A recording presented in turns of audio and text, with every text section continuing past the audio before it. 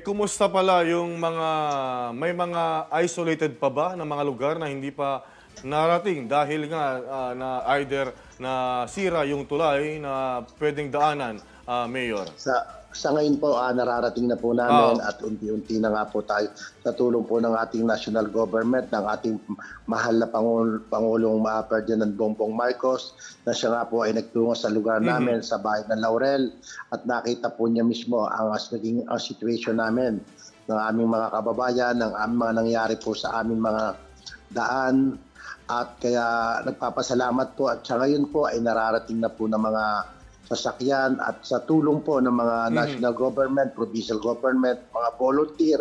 ay patuloy pa rin po kami yung mga nagki-clearing ng mga daan na papunta po sa mga parabarangay namin. Ito, siguro nakausap niyo naman ang Pangulong Marcos. Ano po yung parang naging tagubilin niya? Ano yung parang naging assurance niya sa inyo